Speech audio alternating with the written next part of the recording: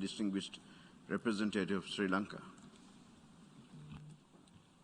Thank you, Mr. President. Let me at the outset begin by expressing the deepest condolences of the Sri Lanka delegation to you, the Permanent Mission of Liberia, family and friends of the late Miss Gail Fangalo. May she find eternal peace.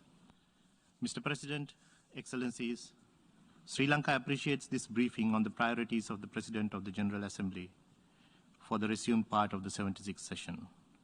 As presented in the vision statement of the PGA, the world needs a stronger and more effective United Nations to bring together the best of humanity, rebuild communities, rescue the planet, recover economies, and restore hope. For this purpose, we need to unite all our efforts for the people we are representing, and Sri Lanka assures its support to the roadmap that you have laid out as the PGA in leading this August Assembly.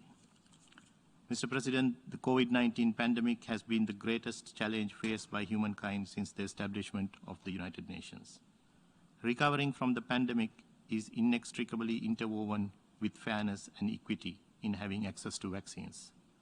Sri Lanka reiterates the call to make vaccines a global public good by supporting the production of tests, vaccines, treatments, and legal aspects relating to license. A sound and a coordinated health response is crucial to overcome the socio-economic impacts of the pandemic. Your call to convene a high-level thematic debate on the subject is both timely and relevant. As we recover and hopefully build back better from this pandemic, it is imperative that we do so sustainably, greener and bluer, in line with the 2030 Agenda for Sustainable Development, by responding to the multifaceted needs of the planet arising out of climate change.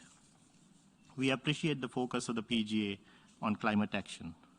As an island nation, Sri Lanka commends your commitment relating to the protection of our oceans, sustainable fisheries management, and preservation of biodiversity. If we work together, the ideal of a more sustainable post-COVID world could be a reality. Mr. President, let us engage in a moment or two of soul-searching just to get our bearings right. In building a more sustainable world, a stronger United Nations is required. Your efforts aimed at revitalizing the General Assembly, strengthening the Economic and Social Council, and reforming the Security Council would be crucial in this endeavor. We cannot afford to permit your vision to fade away even on completion of your term, as at just over 75 years, this Assembly appears to be courting a loss of authority on a world stage, as it is increasingly at crossroads in a dialogue of the deaf, as serious conflicts rage across our continents. We cannot anymore have a world in disarray in which well-entrenched rules have been compromised to their breaking point. Our role, led by our President and our Secretary General, as being trustees of the international order, must be recognized as a force to reckon with. It cannot be seen to be marginal, facing unprecedented challenges by the related phenomena of transnational actors, new technologies, climate change, the intractable internal conflicts. It is more critical than before for the principal powers to develop widely supported multilateral responses. As we have experienced before, the UN has the capacity to shape international law, practice, and norms in remarkable ways.